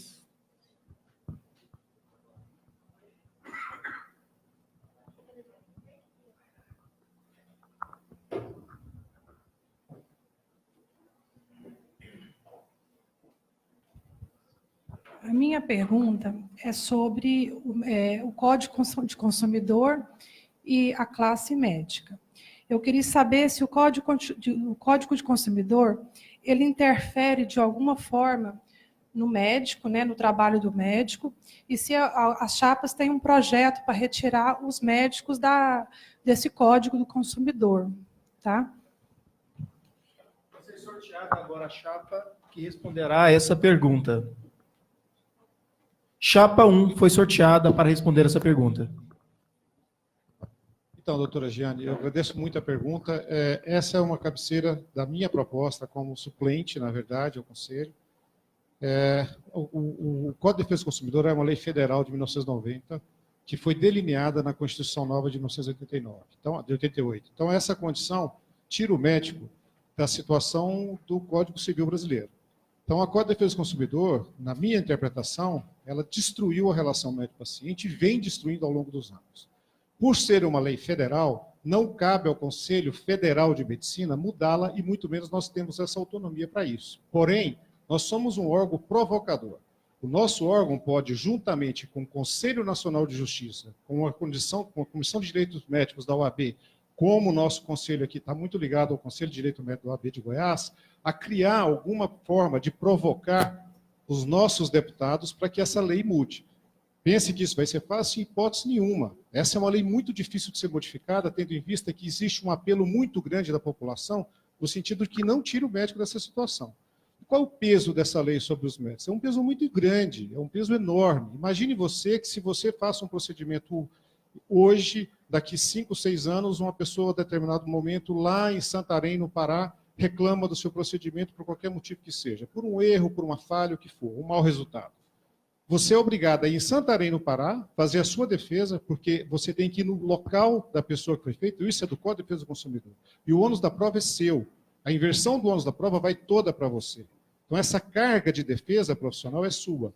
Então, essa condição ela é muito primária e acaba com a nossa relação médico-paciente. Hoje, nós não conversamos mais. A gente manda o doente assinar papel. Assina termo, assina documento, assina papel. Pouco se conversa, pouco se examina. Mas tem muito papel assinado quanto a isso. Então, essa condição, na minha concepção e na concepção da nossa chapa, é uma concepção que destruiu a relação médico-paciente. Então, nós vamos fazer um esforço muito grande. Isso já está sendo feito aqui em Goiânia, através do Colégio Brasileiro de Cirurgiões, que eu sou mestre do capítulo de Goiás, junto com a Comissão de Direito Médico do AB, começando um documento para ser lançado em nível federal, para que isso possa ser levado aos deputados. Cabe aos deputados mudarem essa lei. Então, cabe a nós chegar à frente da medicina, que são os parlamentares do Estado de Goiás, juntamente com o Conselho Federal de Medicina. Entenda, o Conselho Federal de Medicina tem uma função judicante. Quem saiu fora dos muros do Conselho Federal de Medicina para essa condição foram pessoas como o Dr. Salomão, na luta de busca de direitos do médico.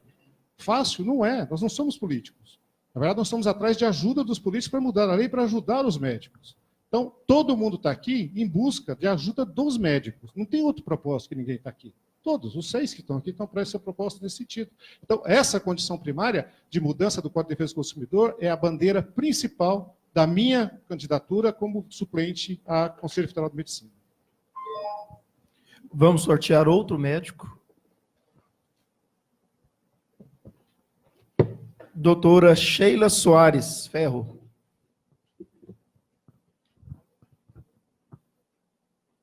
Eu pergunto às chapas se elas têm algum projeto para melhorar a função dos conselheiros do CFM.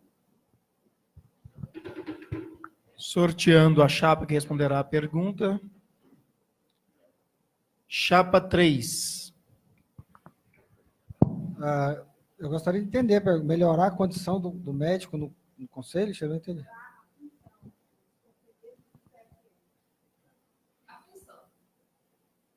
Melhorar a função dele? Muita coisa, né? Acho que o Conselho Federal hoje, ele passa por uma crise de transparência muito grande, né? Nós temos visto aí que nem os próprios conselheiros sabem o que está acontecendo lá dentro do Conselho Federal de Medicina. Nós temos situações absurdas de um evento estar ocorrendo lá no Sul e um conselheiro sair lá de Rondônia para ir lá atender essa ocorrência, sendo que nós teríamos conselheiros próximos lá. Então, para melhorar a condição do conselheiro, eu acho que primeiro o Conselho Federal tem que rever toda a sua estrutura orçamentária. Né? Nós não podemos ter situações como nós estamos vendo aí de andamento, não estou dizendo que isso é ilegal, né? Não estou dizendo que isso é legal, mas são gastos que poderiam ser otimizados para que o próprio conselheiro, dentro do seu ministério, do seu trabalho, pudesse efetivamente trabalhar para o médico. Qual é a função do conselheiro? É estabelecer todas as normativas para o bom desempenho ético da profissão. E ele, ocupado, às vezes, com outras situações, ele não consegue fazer isso. Eu tenho visto que nas últimas gestões, principalmente aqui em Goiás, nós temos uma preocupação muito grande do conselheiro federal com os próprios conselhos, porque muitos deles ou são ex-presidentes ou são ligados diretamente à diretoria dos conselhos regionais, isso na sua grande maioria de todos eles. Então, muita preocupação com sede, com o Conselho Federal, com o Conselho Regional que estava em dificuldade financeira, e isso faz com que essas mudanças, essas andanças desses conselheiros acabem interferindo na sua preocupação com que é o seu real foco, que é o médico. Então, eu acho que, como conselheiro federal, eu iria atuar muito ao médico, atendendo todas as suas demandas, sendo o verdadeiro representante do médico do Estado de Goiás dentro do Conselho, porque É isso que se faz, com otimização de gastos, com otimização de custos, para que nós possamos ter um conselho realmente efetivo, um conselho que trabalhe em prol do médico, e com isso possa defender as atuações do médico. Só para complementar aqui, tá? Eu acho que a resposta para isso é o seguinte: o que eu gostaria que fosse feito para mim, como conselheiro, se eu não fosse conselheiro? Tá? Eu ia querer transparência. Eu queria que todo aquele portal de transparência fosse uma coisa clara, totalmente explicativa. E outra coisa, se eu sei que todos os médicos estão satisfeitos, eu não ia querer continuar. Eu queria renovar, eu queria que outra pessoa assumisse e tentasse de uma forma diferente. Acho que isso é importante. O que eu gostaria de receber se eu fosse um médico normal?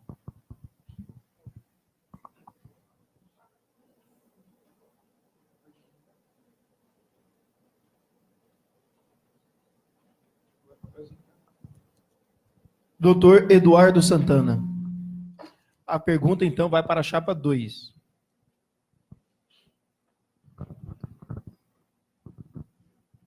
Boa noite aos candidatos.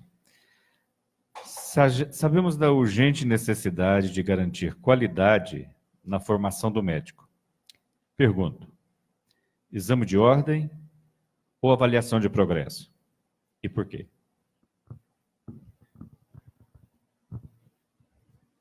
Eduardo, a resposta é a seguinte: antes da avaliação de uma pessoa, você tem que oferecer a ela condições para que a resposta atenda ao fim.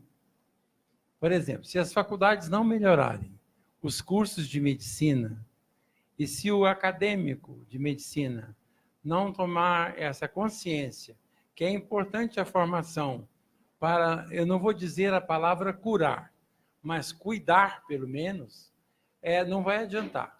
Porque a avaliação pode ser... Eu conheci uma pessoa que foi fazer a prova, não sabia uma resposta. Ele respondeu, mamãe mandou bater aqui, e ele foi em primeiro lugar. Achei estranhíssimo. Aí falaram para mim, é como ganhar na Mega Sena, Zé Humberto. Isso não existe. Mas então a pergunta procede no que concerne o seguinte: o médico tem que ser melhor formado. Eu não sei a opinião de quem está lá dentro, mas esse ensino que está fazendo agora é um ensino para que o médico não aprenda. Que tem faculdades agora com um vidro separando o professor do aluno. Um vidro separando o professor do aluno, ele fala no microfone daqui e o aluno fala no microfone do outro lado. Isso é muito difícil. É muito difícil ensinar. Porque se você ensina no nosso tempo, no seu, no meu, a gente aprendia em cadáveres. Agora os cadáveres estão sendo substituídos por bonecos, língua de vaca, porco, etc. E pouco cadáver. E as peças todas estragadas. Então o ensino da medicina ficou muito aquém do tempo de formação dos mais velhos. Quer dizer, naquele tempo você jogava um osso para cima, você sabia número, tubérculo maior, tubérculo menor, suco intrapercular, crista supracordial, lateral, medial, fossa coronoide, tuberosidade, deltoide, sabia de cor o osso. Mas hoje, como que você vai fazer isso se ele nem pegou o osso? Fica muito difícil. Então, eu acho que cabe ao Conselho Federal de Medicina fiscalizar, não sei se tem departamento para isso, ou o próprio MEC ou o próprio Ministério da Saúde verificar as condições que os alunos estão saindo das faculdades. Depois, se ele tiver condição, se ele não passar nessa prova que você pensa, ele está perdido, porque como ele vai fazer outra prova? Que agora os alunos, no nosso tempo, a gente esperava formar para casar. Agora metade estão casados ou têm 2, 3 filhos. Tudo tem que ser pensado. Nós temos que pensar numa solução plausível para que a população seja bem tratada e os médicos também. Agora, realizaremos o sorteio das perguntas que foram feitas pelos médicos que estão acompanhando pelo Facebook do CIMEGO.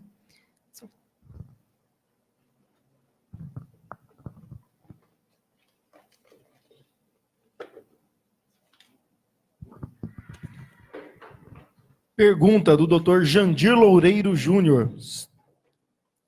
O que cada chapa pode fazer para evitar a explosão de escolas? E as que estão aí, como avaliar se há necessidade de fechar? Resposta para a chapa 3. Olha, realmente essa também é outra pergunta importante.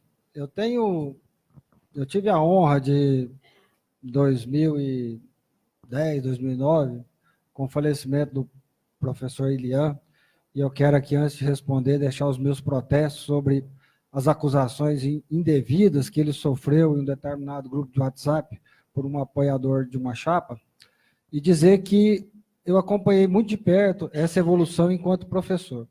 A Faculdade de Medicina da PUC, se todas fossem igual à Faculdade de Medicina da PUC, estava bom. O problema é que isso foi ocorrendo, essa abertura indiscriminada de escolas médicas, sem qualquer controle. Nós temos hoje uma quantidade enorme de escolas montadas, e muitas delas que estão funcionando, sequer têm condições, porque não tem hospital, não tem professor, o professor pega um avião para ir lá dar aula. E isso foi passando, e o CFM, como autarquia federal, não teve a capacidade de interferir no MEC, porque isso é atribuição do MEC. Aí entra aquela história, não é comigo, eu não sou responsável, quem é o responsável é o MEC. E aí as coisas foram andando e nós chegamos ao ponto que está hoje. E a desculpa agora que não, é que aqui nós temos a comissão estadual que autoriza, então nós não podemos fazer nada também. Então são esses tipos de falhas que nós apontamos no Conselho que devem ser corrigidas. Nós não podemos aceitar a abertura indiscriminada de escolas médias. Nós temos que continuar apoiando o MEC, trabalhando duro lá dentro como autarquia federal, para que essa moratória continue, que mantenha ela fechadas as escolas médias, que mais do que isso, para que nós possamos fazer uma rígida avaliação com participação do Conselho das escolas atuais, para saber se realmente elas têm ou não condições de formar alunos médicos. Porque não adianta você colocar uma multidão de médicos nas ruas sem a mínima condição de trabalho. Eu fico vendo em alguns alunos que passam lá no hospital de outras faculdades que não sabem anatomia, não é anatomia assim, não conhece o osso, não sabe que o rádio está aqui e a urna está ali, entendeu? Então isso é uma coisa muito séria e eu penso que o CFM tem que ser muito duro com isso. Eu, como professor da PUC, o Marcelo, como professor da Universidade Federal, nós seremos rígidos com isso. Nós queremos escolas realmente que tenham condições de exercer, de formar um bom médico. Eu sou professor da cadeira de ética médica, ensino aos meus alunos como serem éticos, para que eles saiam da faculdade com esse conhecimento, que essa postura é ética. E eu não vejo isso em muitas dessas faculdades que estão sendo formadas. Então, o nosso compromisso é de combater duramente, de estar sentado junto ao MEC, defendendo as boas escolas, defendendo as escolas que realmente formam bons profissionais e combatendo aquelas que não estão trabalhando adequadamente. Por isso é que eu digo, o futuro nosso é muito importante. Vou sortear primeiro agora a pergunta. Lembrando que são perguntas feitas pelos que estão vindo ao vivo pelo Facebook. Pergunta da Eliane Barbosa, CRM 12672. O que cada chapa tem a dizer sobre a proliferação de clínicas populares? Médicos ganhando R$ 25 por consulta ou menos. Vamos sortear a chapa que vai responder a pergunta. Chapa 2.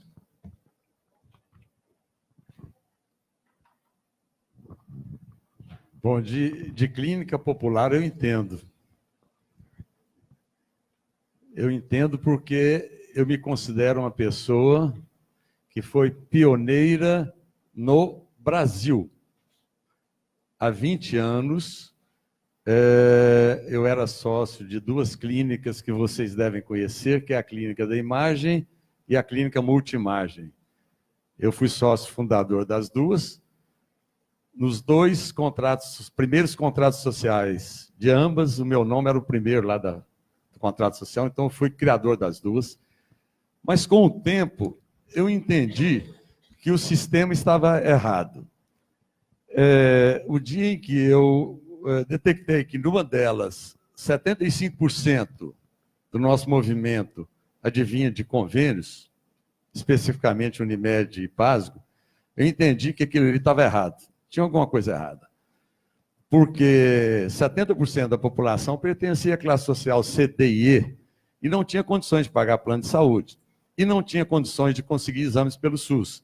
E não tinha condições de pagar, de pagar uma consulta particular com preços altíssimos. Foi quando nós fizemos uma inovação disruptiva.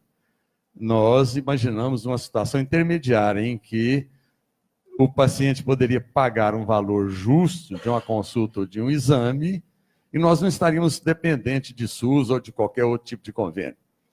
E nós fomos o pioneiro no Brasil há 20 anos atrás. Hoje já existem clínicas populares espalhadas aí por todo o Brasil.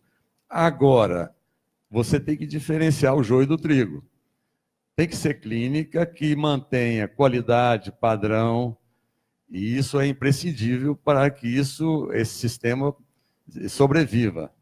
Mas eu acho que os colegas que trabalham conosco, a nossa clínica é uma clínica que nós ainda poderíamos qualificá-la como popular, mas nós estamos gerando muito emprego para colegas e os colegas estão satisfeitos de trabalharem lá. Temos mais um tempinho aí? Bom, eu acredito que vão continuar existindo as clínicas populares. Vão continuar existindo. Agora, o nosso foco em particular é o foco voltado para o médico, não só para o proprietário da clínica. Isso faz muita diferença nesse mercantilismo que existe espalhado por aí. Então, depende de qual clínica popular, eu acho que é uma excelente iniciativa. Vamos sortear agora a terceira pergunta do Facebook, que vai para a chapa 1.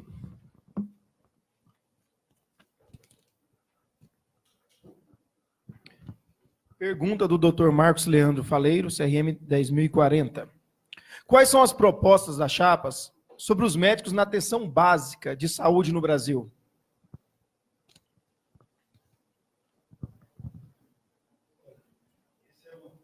Preocupação que nós temos tido e temos trabalhado em cima da atenção básica. Onde o trabalho do médico está mais precarizado é na atenção básica.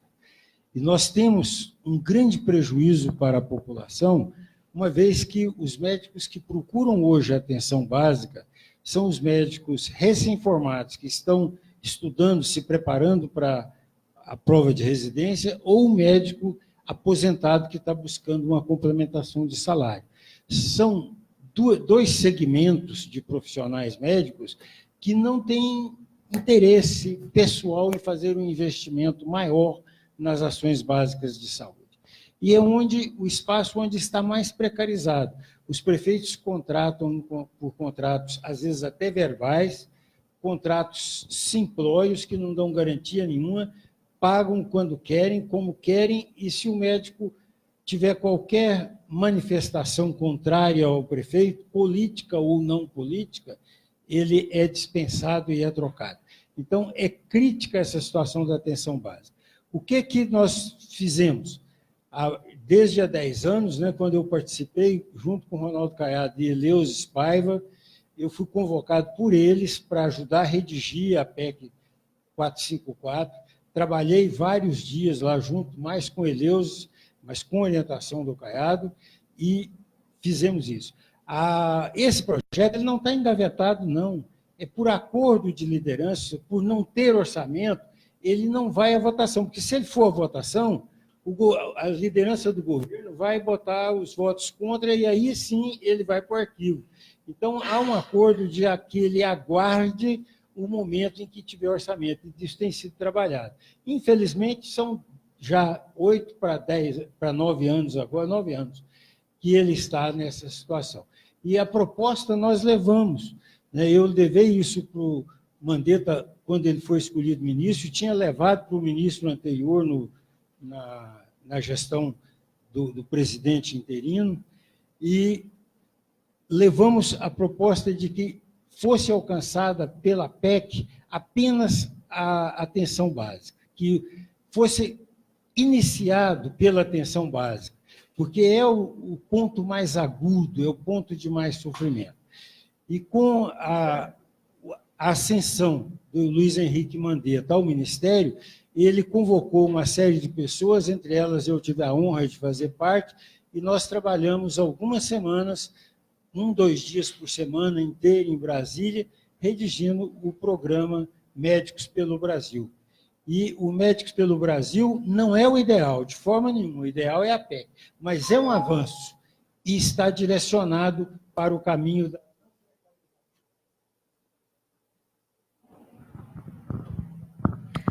Finalizamos mais um bloco. Estaremos iniciando agora o 5º bloco, onde os candidatos farão suas considerações finais. Vamos sortear a sequência das chapas que irão realizar suas considerações finais. Vamos sortear já as 3, para a gente ver qual vai ser a sequência? Primeiro, a chapa número 3.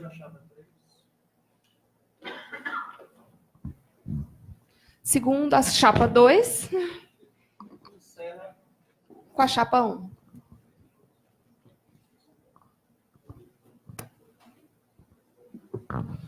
Bom, eu gostaria de agradecer ao CIMEGO pela oportunidade de debate, agradecer a todos que estão aí acompanhando, e dizer o seguinte: quando eu entrei nessa campanha, a primeira coisa que me falaram é que eu não venceria, que seria impossível de vencer o candidato da chapa 1 e que ele seria imbatível. Mas no outro dia, no café da manhã, conversando com meus filhos, eu vi que, diante das dificuldades, eu não poderia jamais me acovardar, e hoje eu acho que eu acertei. Só tinha um jeito de saber se eu ganhava ou não, competindo e disputando de forma ética essa eleição.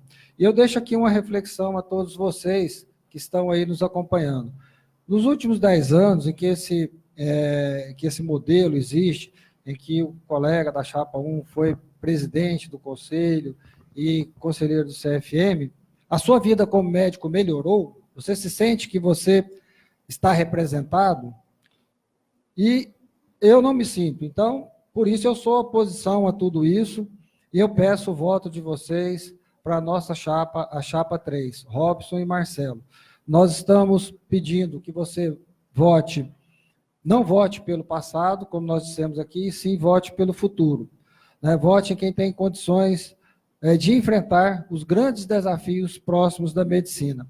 E eu queria dizer a vocês que não deixem de votar no dia 28. É muito importante que todos votem. Por quê? A eleição aqui esse ano foi totalmente diferente de tudo. O Conselho Regional de Medicina fez uma plenária com a presença, inclusive, de um candidato que votou por sedes com votos presenciais. Então, só na sede aqui de Goiânia, nós teremos algo em torno de 8.700 médicos votando.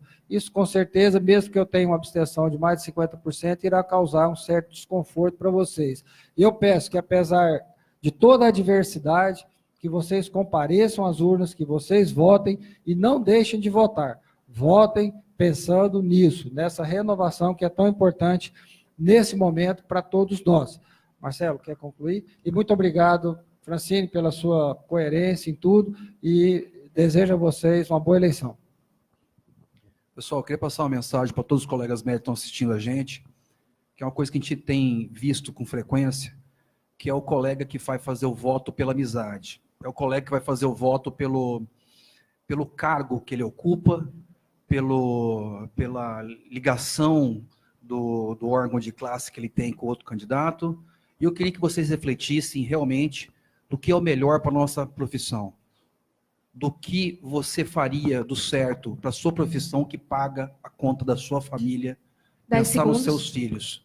Então, vote no certo. Naquele dia da eleição, no dia 28, é só você e a cédula. Façam o certo.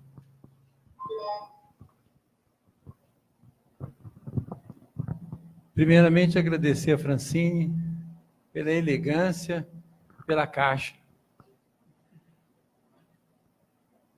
pela simpatia. Respondeu ao doutor Eduardo que ficou faltando o método utilizado, chama PBL, para as faculdades.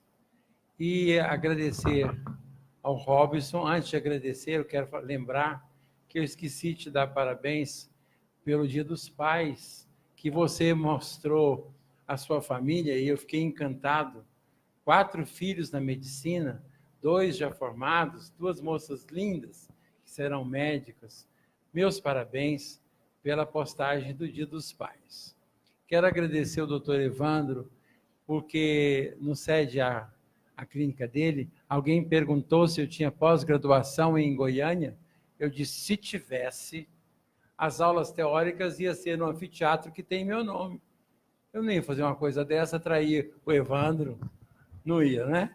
Então, essa é a resposta. Porque muita gente fala, doutor Zé Humberto, o senhor é médico fitoterapeuta, é médico? Olha, acho que vão aproveitar-se no conselho, dar ideias, né? Ideias é o seguinte, vamos pegar os fitoterapeutas de São Paulo, que têm teses maravilhosas de doutorado, e vamos treinar os pajés da Ilha do Bananal, que o professor, vários médicos daqui prestam assistência de graça lá na Ilha do Bananal. E há uma verdade. A verdade é o seguinte, que neste embate você precisa de uma coisa importantíssima, que é pedir para votar.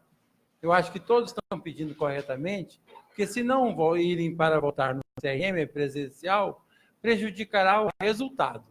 E de todo jeito, temos que ir na presencial votar. Eu quero agradecer a todos e ao doutor Salomão também. Doutor Salomão, o senhor é médico de várias pessoas da minha família, quero agradecer o senhor como médico.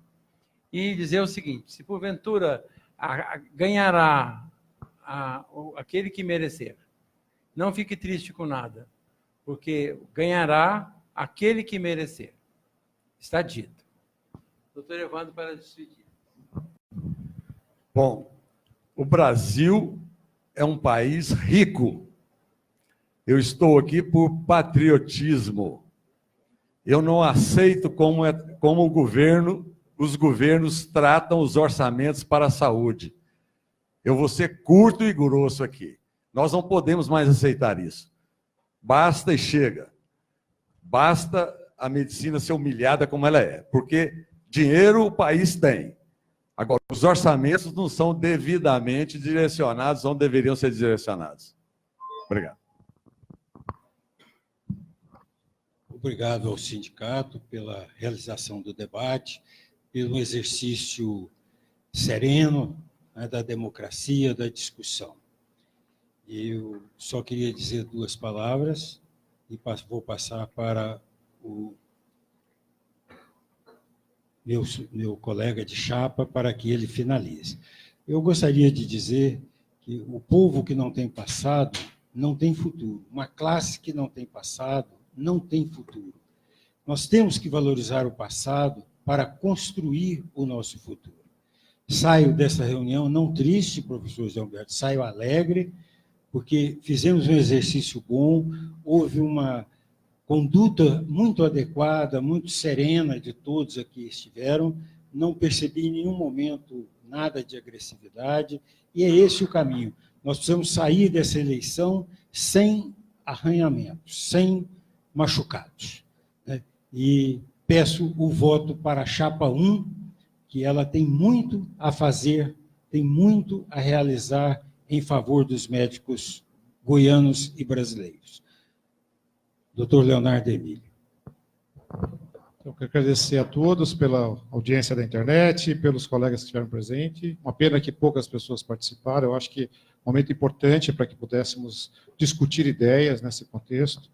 E eu até escrevi alguma coisa para não me perder, porque não é de hoje que a gente vemos assim, que opiniões insensatas nessas situações, elas vêm tomando espaço aos debates. E essas opiniões insensatas, é evidente que cada um tem a sua opinião e nós devemos respeitá-la. Isso aí é ponto pacífico e não temos nem em relação a isso. Mas se contraponho...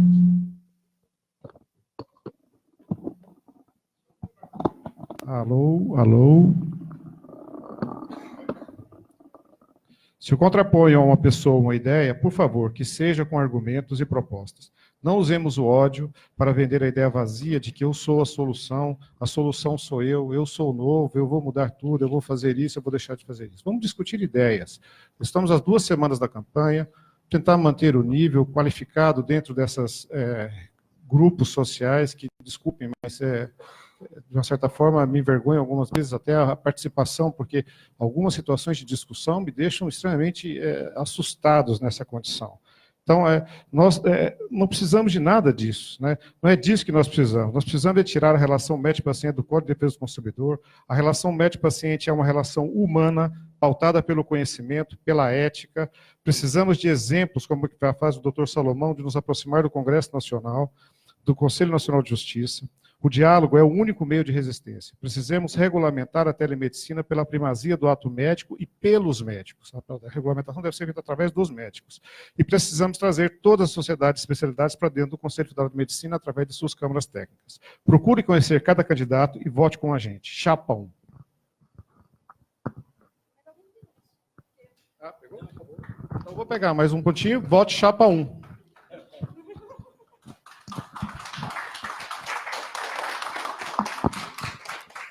Queria passar a palavra para o doutor Alano, para ele fazer seu agradecimento final.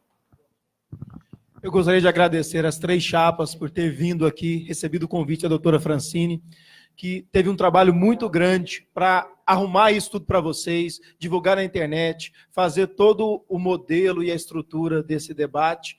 Não foi fácil. Agradecemos também ao doutor Zé Humberto, presidente da Associação Médica, que também deu apoio e suporte quando precisamos aqui dentro do CIMEGO. Então, agradeço a cada uma das chapas e eu espero que todos que ouviram aqui presencialmente ou ao vivo e que continuaram vendo, né, pelo Facebook do CIMEGO, que tenham esclarecido e aberto a cabeça em relação às propostas e o que representa cada chapa. Muito obrigado pela presença de vocês.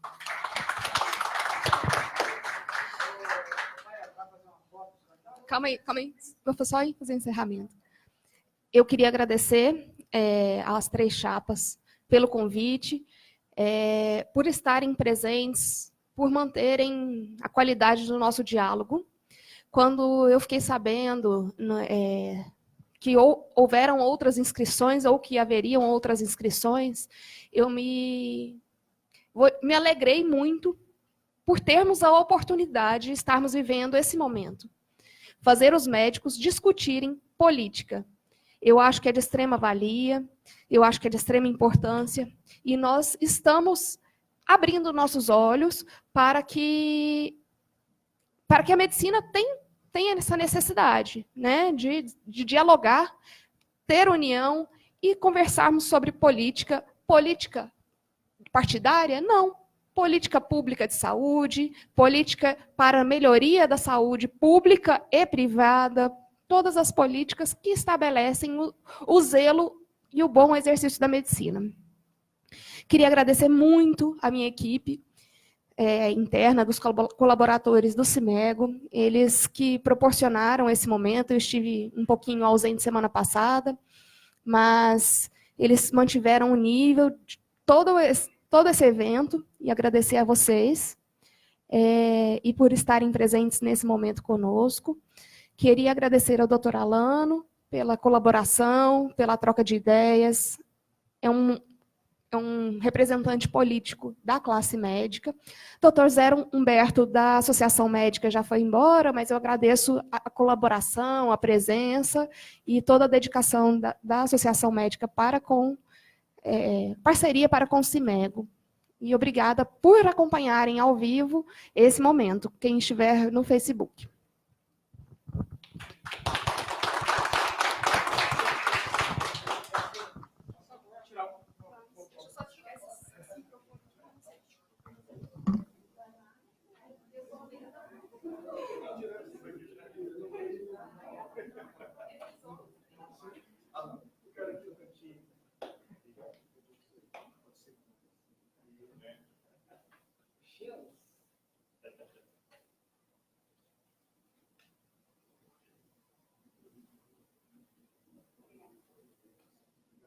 Muito obrigado.